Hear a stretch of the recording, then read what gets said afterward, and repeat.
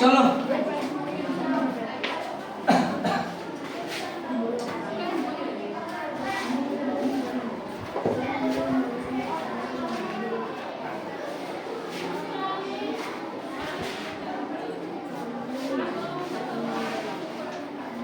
Science, ठीक है।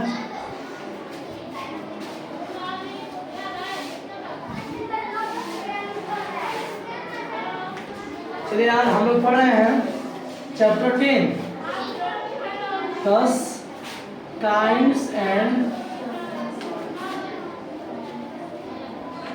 Formation of rocks, ठीक है। चट्टानों के प्रकार एवं बनावट, ठीक है। कल हम बताए थे कि चट्टान कैसे बनते हैं।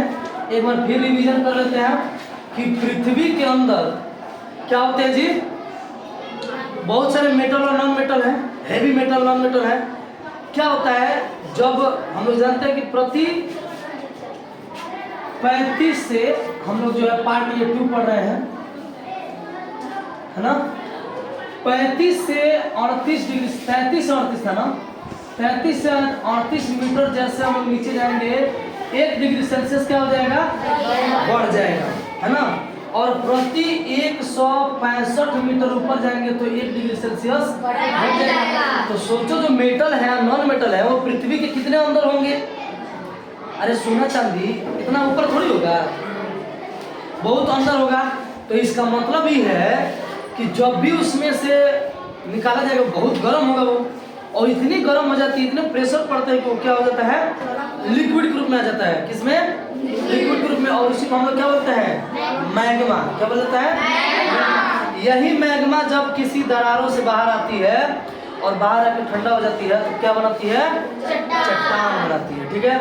हम आप लोग को बताए थे कि चट्टान कितने प्रकार के होते हैं, 3 प्रकार। कौन कौन, सेडिमेंट्री रॉक्स, हाँ सेडिमेंट्री, दूसरा रूपांतरित मेटामॉर्फिक, है ना, मेटामॉर्फिक, और तीसरा इग्नस यानी कि आग्नेय। तो सबसे पहले हम लोग को किस में पढ़ना है, आग्नेय चट्टानों के बारे में पढ़ना है। इस चट्टान के बारे में पढ़ना नहीं है, पढ़िए पेपर। बताया था आपको कि क्या जी, ये जब अंदर से लावा निकलती है तो अचानक ठंडा होती है, और ठंडा होकर क्या बनाती है, चट्टान बनाती है।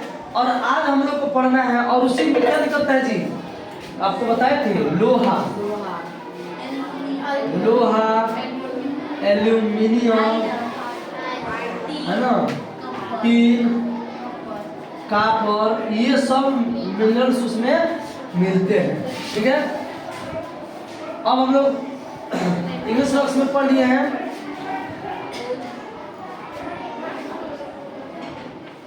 इसमें पढ़ना है, one of the most abundant of igneous rocks in granite is largely composed quartz, mica and the feldspar। देखिए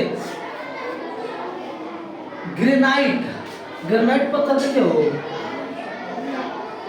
ग्रेनाइट भी क्या है, एक प्रकार का आग्नेय चट्टान है, जिसमें मुख्य रूप से क्या पाया जाता है, मीका, है ना, क्वार्ट्ज कांच, ठीक है, क्वार्ट्ज कांच और फेल्डस्पार।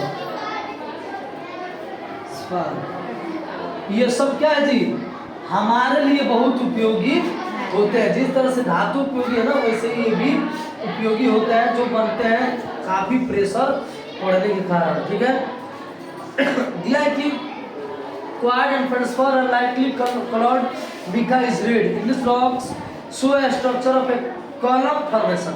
देखिए ध्यान से, जो क्वार्ट्ज होता है, क्वार्ट्ज कांच और फेल्डस्पार, ये क्या होता है जी, हल्के कलर के होते हैं। किस कलर के, हल्के कलर के होता है। लेकिन जो मिका होता है ना, ये रेड होता है। किस कलर में, रेड होता है। और उसके बाद बोला है कि जो हमारा igneous चट्टान है, रॉक्स है, वो किस तरह से बनता है जी, कॉलम विधि से, मतलब ऐसे ऐसे, मतलब जितने भी उसमें पदार्थ होंगे ना ऐसे जुड़े होंगे, कॉलम विधि द्वारा वो जुड़ा होगा एक दूसरे से। नहीं मतलब कुछ ऐसे चट्टानों पर देखे होंगे कि देखने से लगता है कि जिस तरह लकड़ी में सीधा सीधा रहता है वैसे चट्टान में भी सीधा सीधा दिख रहा है, तो वही होता है आगे चट्टान। ठीक है, दिया है कि आगे दिया है कि when the lava cools very fast, जब लावा बहुत जल्दी ठंडा होता है ना, it traps are bubbles and a sponge like stone is formed, it is called a pumice। pumice देखिए pumice कब बनते हैं, pumice कब बनते हैं जब लावा बाहर निकला और बहुत तेजी से क्या हुआ, बहुत तेजी ठंडा हो गया, तो क्या होगा जी उसमें बबल जो होंगे वो ठंडा हो जाएगा, तो बबल भी ठंडा हो जाता है ना, और कुछ स्पंज लाइक स्पंज की तरह एक बनेगा चट्टान, इसको बोलते हैं पमिस। ठीक, दिया कि some simple pumice are so light that they can float in water, और चूंकि आप अभी पढ़े हो कि स्पंज होता है, ये स्पंज की तरह होता है, इसलिए काफी ये हल्के होंगे, क्योंकि अंदर क्या है बबल है, अभी बोले हैं बबल मैंने खाली स्थान, देखो जब पानी में गिरती है तो इतना बड़ा बड़ा गुब्बारा फैलता है, उसी को बोलते हैं बबल। ठीक है, खाली स्थान हो जाता है, तो खाली स्थान होने के कारण वो हल्का होता है, काफी लाइट हो जाता है, और इसी कारण क्या करता है जी पानी पर तैरता रहता है। ठीक है, वो चट्टान पानी पमिस जो है चट्टान पानी पर तैरता रहता है। ठीक है, दिया है कि what obsidian is another iron rocks which is breaks like glass। क्या होता है जी, ग्लास की तरह दिखने वाला, मतलब कांच की तरह दिखने वाला एक और चट्टान होता है ऑब्सिडियन। ठीक है जी, ऑब्सिडियन नहीं है ना, ठीक है, ऑब्सिडियन ग्लास जो है ग्लासी की तरह दिखने वाला एक और रॉक्स होता है जो ऑब्सिडियन होता है। और आपको हम बता दें ऑब्सिडियन जो होता है दुनिया के इसी पदार्थ से दुनिया का सबसे धारदार हथियार बनाया जाता है। ऑब्सिडियन ब्लेड आप नाम सुने होंगे, ऑब्सिडियन ब्लेड का चाकू, मतलब वो पत्थरे का है, काला काला दिखेगा, इतना बड़ा चाकू रहता है, उससे इतनी वो शार्प होती है, इतनी तेज होती है कि वो आपको आपके सेल को भी काट सकती है। सेल मतलब कोशिका, सोचिए कि जिसको हम अपने आंखों से नहीं देख सकते उसको भी वो ऑब्सिडियन ब्लेड काट सकता है। और ये ऑब्सिडियन ब्लेड कहाँ से मिलता है, और आर्गीनियस चट्टानों से मिलता है, आर्गीनियस रॉक से मिलता है। ठीक है, दिया है आगे पढ़ेंगे इसके बारे में। When it breaks, जब ये ऑब्सिडियन टूटता है, it gives slightly curved ripped surface, the broken edges are very sharp। देखो दे दिया ना कि जब ये टूटता है तो बहुत ही शार्प, इसके जो किनारे होते हैं बहुत शार्प होते हैं, इतने शार्प होते हैं कि अगर हम लोग यहाँ से काट दें तो आप कुछ देर बाद पता चलेगा। जैसे कि आप खूब तेज ब्लेड होता है एकदम धारदार, तो कट जाता है तो बाद में पता चलता है ना कुछ देर बाद में, तो वो इतनी शार्प होती है कि अगर काट दे कहीं तो कुछ देर बाद पता चलेगा कि कट गया, खूब है ना जी, कि वो इतनी शार्प होती है। तो उसी का ऑब्सिडियन से बनता है obsidian blade.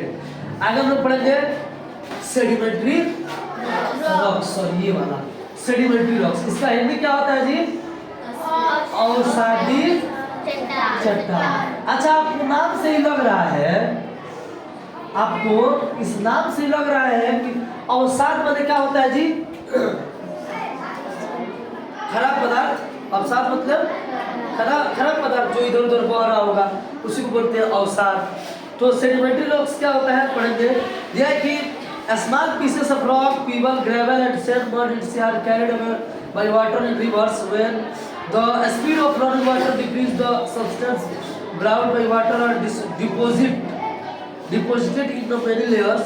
More and more substance continue to pile up on the top. In the course of many numbers of years, on account of pressure of upper layers, the lower layers become hard, and from rocks these are called sedimentary rocks।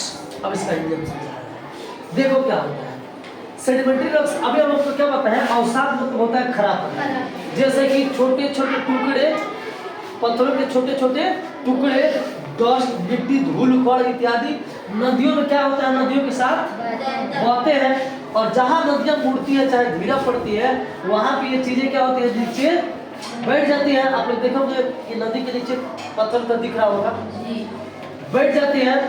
और हालांकि कई 100 साल में बनता है ये पत्थर। ऐसे ही रोज हो रहा है, इसमें क्या हो रहा है जी, परत चढ़ती जा रही है, खूब ज्यादा उसमें रुकते जा रहे हैं और परत बढ़ती जा रही है। ऊपर से प्रेशर पड़ रहा है पानी का प्लस वायुमंडल का, तो जो नीचे वाला भाग होता है ना जी, वो हार्ड हो जाता है। क्या होता है? हार्ड हो जाता है, और तभी बनता है सेडिमेंट्री रॉक्स।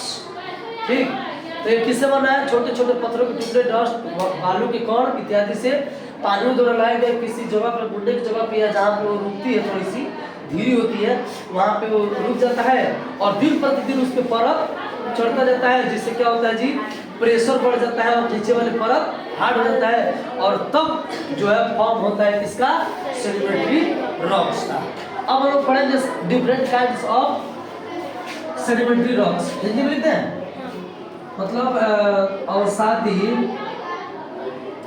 अवसादी चट्टान के प्रकार, मतलब कितने प्रकार के होते हैं। तो सबसे पहला दिया है कॉन्ग्लोमेरेट। यहाँ पे नहीं है कॉन्ग्लोमेरेट। अब ध्यान से सुनिए, इसका हिंदी नहीं होता, इसका नाम है कॉन्ग्लोमेरेट। तो कॉन्ग्लोमेरेट जो है, इसको बारे में पढ़ने का, fine particle of sand and clay are carried out into the sea, the settle at the bottom of the sea, as the pressure of the layers increase, the particles are pressed together and get into a single mass of rocks. We call such rocks are passed together.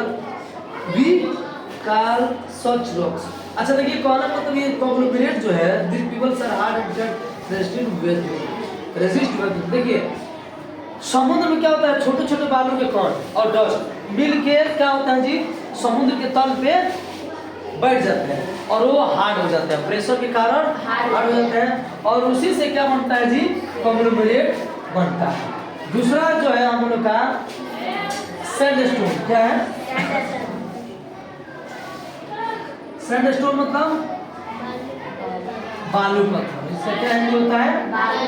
बालू पत्थर। यानी ये सीधा सीधा नाम है कि बालू से बना, सीधा सीधा पता चला नामी से दिया है कि when grains of sand and get pressed the cemented together as a piece of rock, sandstone is formed. The size of the sand grains may be vary from rocks to rocks। कहने का मतलब ये है ना कि जब छोटे बालू के कण एक दूसरे के साथ काफी पास आते हैं तो प्रेशर का वो सीमेंटेड हो जाते हैं, मतलब एक दूसरे से जुड़ जाते हैं और वैरी करते हैं, एक रॉक से दूसरे रॉक में वैरी करते हैं, जाते आते रहते हैं, इन्हें बोला जाता है सैंड स्टोन। तीसरा क्या है? तीसरा है सेल। देखिए सेल का अर्थ होता है व्यर्थ पदार्थ। क्या है? कचरा उचड़ा, व्यर्थ पदार्थ। दिया है कि mud and clay get pressed together forming rocks, this kind of sedimentary rocks is called a shale. यानी परत मतलब जो मड मतलब व्यर्थ पदार्थ, और सैंड बालू के कण और धूल कण जब एक दूसरे के साथ मिलते हैं और प्रेशर कर जम देते हैं, तब सेल का निर्माण होता है। ठीक है। चौथा क्या जी? लाइमस्टोन। लाइमस्टोन मतलब किसी को पता है? लाइमस्टोन मतलब चूना पत्थर। क्या होता है? चूना पत्थर। तो चूना पत्थर आप लोग देखे हो, चूना बड़ा बड़ा चूना दिखता है ना। यह है कि कंटेनिंग द मिनरल कैल्साइट। देखिए इस चूना पत्थर में क्या होता है जी? कैल्साइट होता है। क्या? कैल्साइट और नमक इसमें मिले रहते हैं और ये एक दूसरे के साथ जुड़े रहते हैं, और काफी प्रेशर पड़ने के कारण क्या होता है जी, ये एक पत्थर का रूप ले लेते हैं जिनको हम लोग क्या बोलते हैं? चूना पत्थर। मतलब नमक और कैल्साइट मिलकर चूना पत्थर बनते हैं। ठीक। आगे हम लोग पढ़ेंगे डोलोमाइट। क्या पढ़ेंगे? डोलोमाइट। याद रखिए डोलोमाइट का भी हिंदी डोलोमाइट ही होता है। ये क्या है कि dolomite is a kind of sedimentary rocks containing the element magnesium. जिस तरह से ध्यान दीजिएगा, जिस तरह से कैल्साइट और नमक मिलकर क्या बना दिया? चूना पत्थर। उसी तरह से जब कैल्शियम मिला दिया जाए, कैल्शियम है ना, कैल्शियम नहीं मैग्नीशियम, मैग्नीशियम मिला दिया जाए और वो क्या हो जी? धूल कण, बालू के कण और उसके साथ मैग्नीशियम मिल के अगर कठोर हो जाए तो किसका निर्माण होता है? डोलोमाइट का निर्माण। तो ये भी क्या है, किसका प्रकार है? सेडिमेंट्री रॉक्स का प्रकार है। तो आगे हम लोग कल पढ़ेंगे, आप लोग होमवर्क लिख लेंगे, होमवर्क लिखिए। What is the sedimentary rocks? Sedimentary rocks, है ना? How many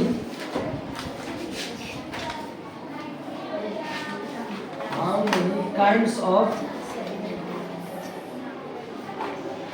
sedimentary rocks?